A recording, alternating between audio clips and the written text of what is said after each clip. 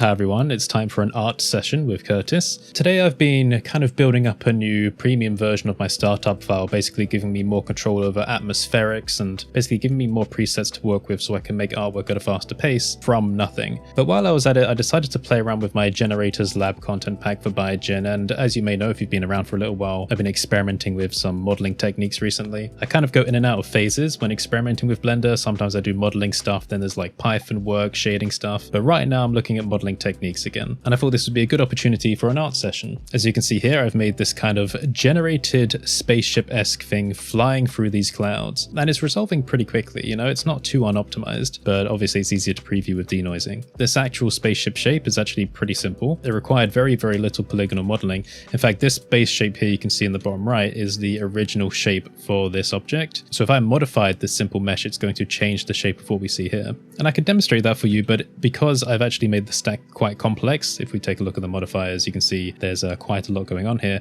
It's going to take a while to update if I make modifications, but you know what? Let's be brave. Let's do it. So what I think I'll do is, because I've already got these kind of wing elements selected, I will just drag them back and see what happens if I make them go further. Okay, so that's quite extreme. They've been flattened out quite a lot there, but you can see that the final object has tried to regenerate its mesh around that base shape. And if we actually zoomed in, and actually let's do it in a solid view to start with, you can see how it's trying to make something sensibly hard surface out of these like completely flattened and just like destroyed, destructive mesh. It's just like, it's horrible, but it's actually trying to make something sensible out of it and then remesh it afterwards. So, you know, it's trying its best. That's one thing I really like about these generative modeling techniques is you never know what you're going to get. And sometimes even if you provide bad input, you're going to get a reasonable output from it. But you know what, to give you a better demonstration, we're going to do it from the ground up. But before we do, just to point out these other bits. So these are engine pieces here. These are from one of my old kitbash libraries. And these lines here are just a basic curve that's been given a volumetric material. So if you're interested, we're going to have a look at this and you'll get a sneak preview for some of my new startup file content as well. Okay, so here we are in my new startup file. It's a bit different to the one that's already uploaded. We have my shader nodes here. We have my world nodes here. Although the asset browser is missing from the bottom bit here, it's because I got kind of annoyed with how, like if you have both of these things below, I want them to still be individual when I drag them back up. But for some reason, when you drag them up, they're connected and that really annoys me. So I've just kept the viewport clean for now. In the world nodes though, this is where I have some interesting presets. Now, obviously a lot of my artwork is very like diorama based. That's why we've got a light catcher here, which can be easily enabled and disabled. But, you know, sometimes I would like to do more environmental or atmospheric work, you know, if we're doing like architectural visualization and stuff. So I figured I would set this up in a way where it's easy to do that. So for example, if I hide the light catcher, go down to my world nodes, choose the ground world output, now we have an atmospheric ground level. We also have low altitude and high altitude presets as well.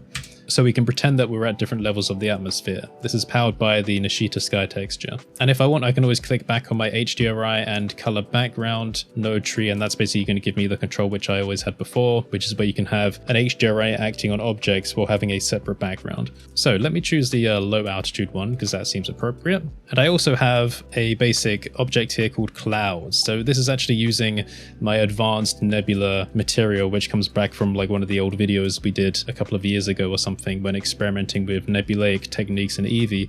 All those nodes work perfectly fine in cycles. So I thought, hey, let's bring them into the startup file.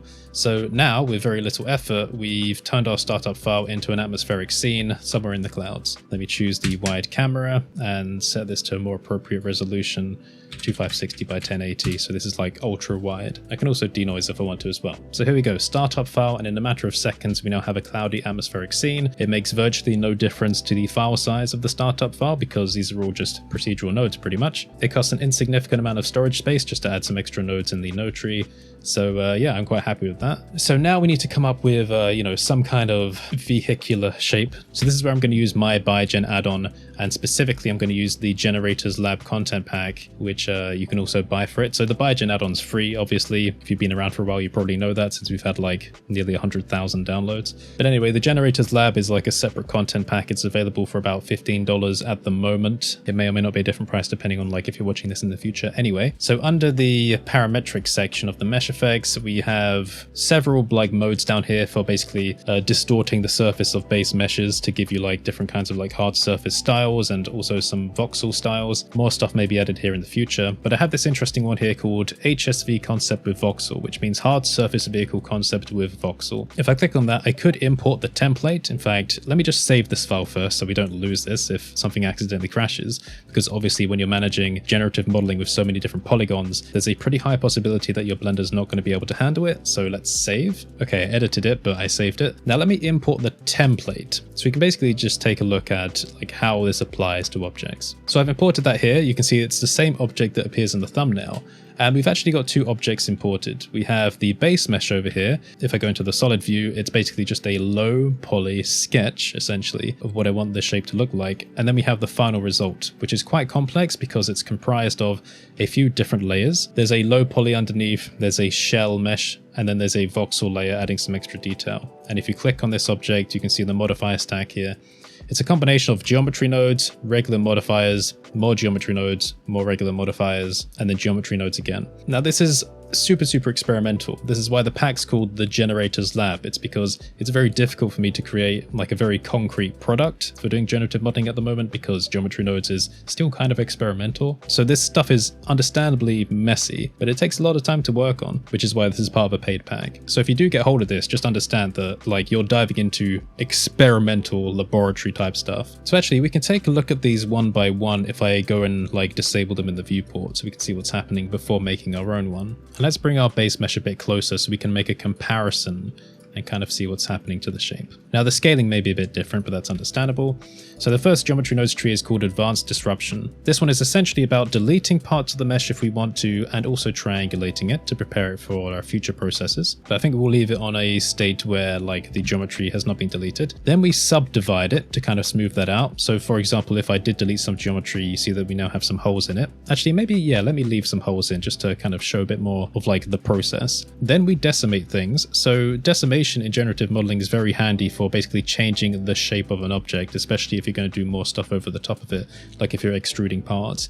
It's almost like a form of randomization because it takes the original shape and then it kind of changes the faces slightly so it looks a bit different. So decimation can be used in a very effective way for that. Then there's a second decimation. This one is the planar mode. So it basically takes an angle and decimates the faces based on an angle threshold, which is provided here, the angle limit. So the higher the angle, the more low poly it's going to be. The lower the angle, the more of the original shape we're going to get. So you can kind of watch as we scrub that back and forth. Then we have another geometry nodes tree. This one's quite interesting. It's called the shell group outer. It's going to make a shell around the mesh we've just created. So the interesting thing about this is the shell is not acting on the modifier stack geometry we've created. This is where the beauty of Biogen comes in. The shell is re-referencing the original object. So this one right here. So that's the thing about the modifier stack limitations before geometry nodes. The modifier stack works in a linear way where the original geometry is acted upon by an operation, the modifier, and then that geometry is passed on to the next, and then that geometry is passed on to the next. But what geometry nodes lets you do is you can take that generated geometry, but then you can take the original mesh and reinsert it back into the stack again. So if you've messed up the mesh and you want to do something completely different to it, you can do that again and bring that in as content. And that's what Biogen does. It recognizes when there are object references and automatically assigns them. So you can have references to the same object come in at X number of times, like an infinite number of times if you wanted. And it's going to look through every modifier in that stack, recognize when the object reference is required, and then reinsert it. So that means that when we apply this mode to a new object of our own, it's going to assign all of those targets automatically. I don't know if I properly explained that in like the old Biogen videos or the Generator's Lab videos because it's quite a technical detail. But if you're trying to understand how this system works, then I'll try and explain it to you as best I can here. So we're basically taking a reference to this original object again and bringing it in to do a different operation. And this operation is going to create this outer shell here. And if you look carefully, you can see this shell has different geometry to our more decimated version underneath. Now we're going to do an edge split, which basically splits faces based on a threshold angle again, like the planar decimation. But what this means is that if we wanted to, say, solidify afterwards, it's going to look at where those splits were made and then extrude those faces individually. And that's basically what happens here when we apply the solidify. So the edge split is looking at the angles of all these faces, and then the solidify is extruding them. And we can change the edge split angle, of course. So as you can see, if I make the threshold lower, it's going to be picking up more of those edges. If I make it higher, it's going to be picking up fewer of them. Okay, so that's just something you can use for creative effect if you like. Let me put it back on 10. Okay, next in the list is bevel. Now this one will depend on the kind of geometry you've already generated, because when you're doing things which are super destructive like this, a bevel doesn't really make sense. But if you wanted to push the boundaries like prior to a remesh, which will clean things up later, then you can do that if you disable the clamp overlap, and this could be quite dangerous. So let's see what happens. There we go. So it's extraordinarily messy here. If you had much cleaner geometry, much cleaner lines, a bevel would be more appropriate than the shape that we have going here. But you know, as you can see, if you wanted, you can try and start beveling some of that content in there. I would not recommend it. But like I said, technically we could remesh after this. So let me grab that. Voxel 0.05. Let's make that lower, 0.01 maybe. Maybe let's go a tiny bit higher than that, 0.02. So if we put that after our bevel, even though the bevel result is quite messy, we're still kind of getting a relatively clean geometry from that. Obviously, like voxel parameters and bevel parameters depending. It may make some floating geometry. You could clean that up with the 3D print toolbox tool, I believe, because that helps you kind of delete loose geometry.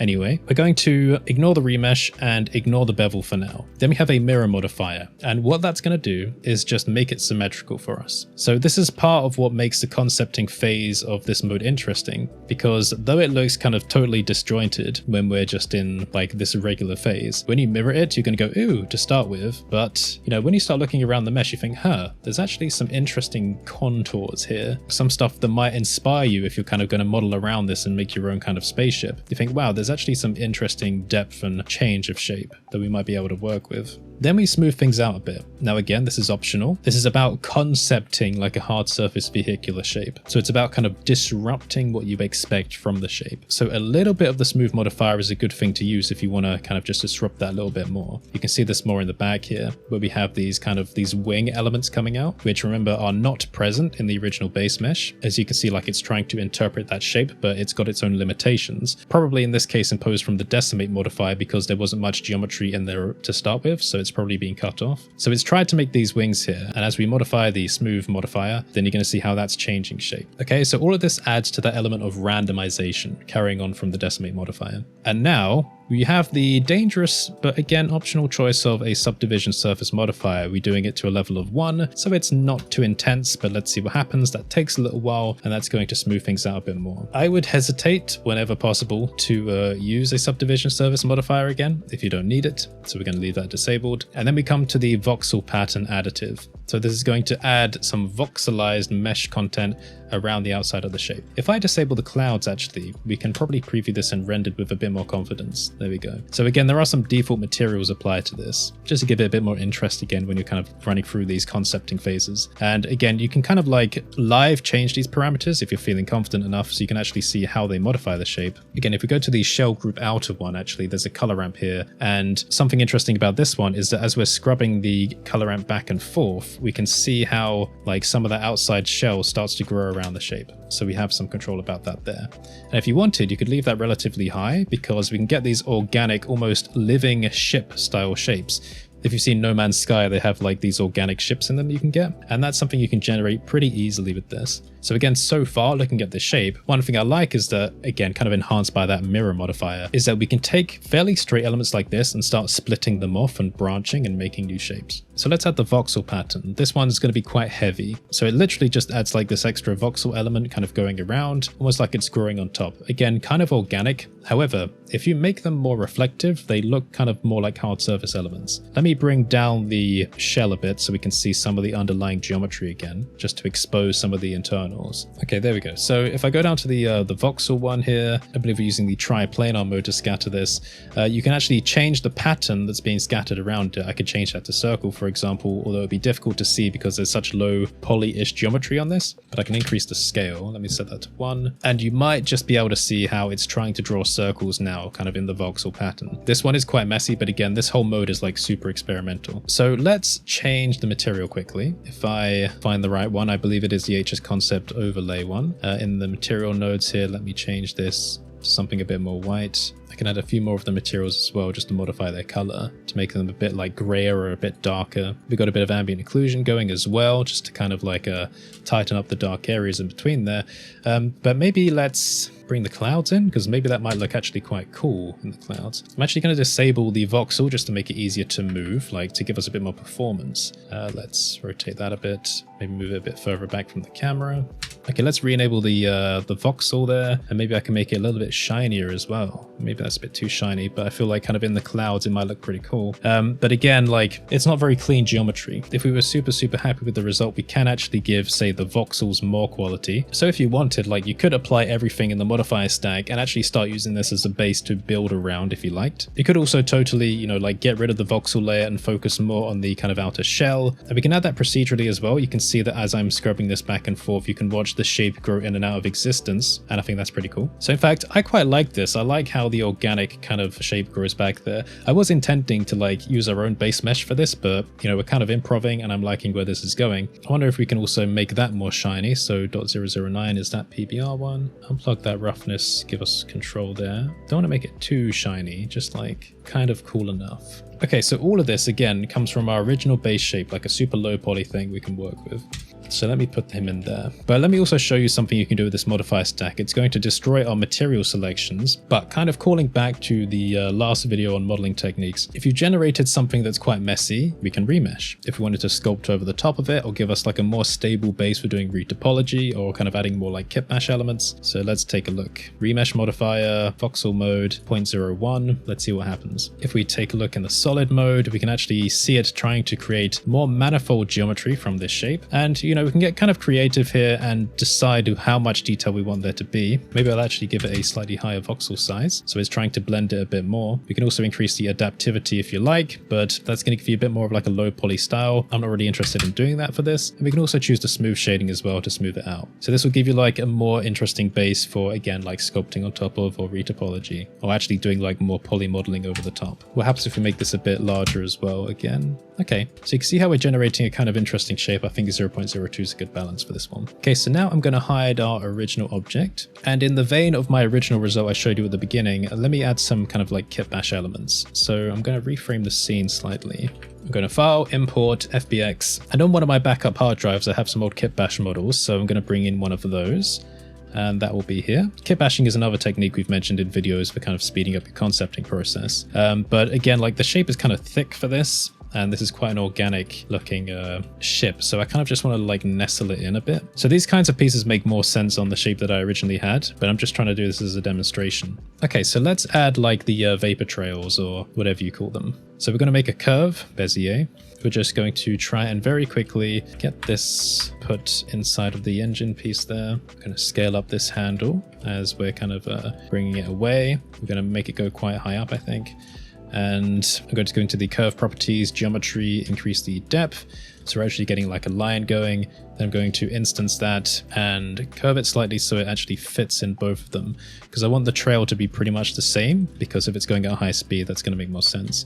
If I need to, I will adjust this engine to make it fit better. Tweaking. I think that looks all right there. We can manage like intersections afterwards. All right, so after some tweaking, I think that looks all right. So if we go to the rendered view, we can just see the line going out of them there, but that's like no good visually. So let's go to my materials. And again, for my new version of the startup file, I have one called atmospheric fog, and that pretty much acts as the final material. The interesting thing about that material is that it's inspired by this tweet by Brent Patterson. I'll try and put it up, showing how you can get like a proximity of a volume effect from the camera. So that's actually active on this. If I brought the camera closer to those vapor trails, they're going to disappear. Now we could spend ages like playing around with color and style and then, you know, trying to turn this into a more interesting art piece. But I feel like I shouldn't actually try and take too much of your time. I love black and cyan.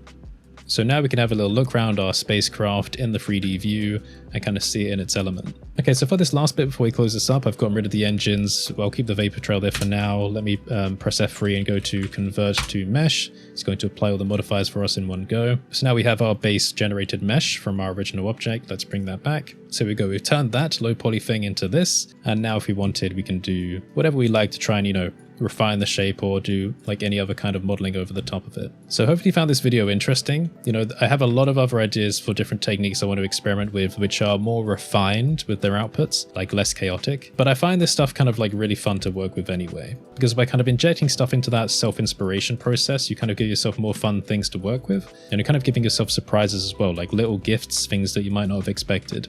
So if you enjoyed this video, then maybe you can check out some of the other videos on our channel. You can even sign up to my Patreon to help support these videos and other projects. And if you want, maybe pick up the Generators Lab content pack for Bygen if you want to follow along with this video. Maybe take a look at some of the other interesting things we've got in there. So if you made it this far through the video, the emoji I want you to put in the comments is going to be an airplane, which makes a lot of sense for this video. So if you put that in the comments, I'll be able to see who made it this far. To be honest, I kind of prefer this original shape because the target mesh was a bit more hard surface anyway when compared to the slightly more organic wing shape of the one that we experimented with. But anyway, yeah. Oh, and also, if you're interested in the new startup file, I'm still deciding what to do with that. I need to raise a bit of money for the new studio, so I might do like a premium version of the startup file as well as the currently available free one. But yeah, have a fantastic day, everyone. Stay safe, and I will see you next time.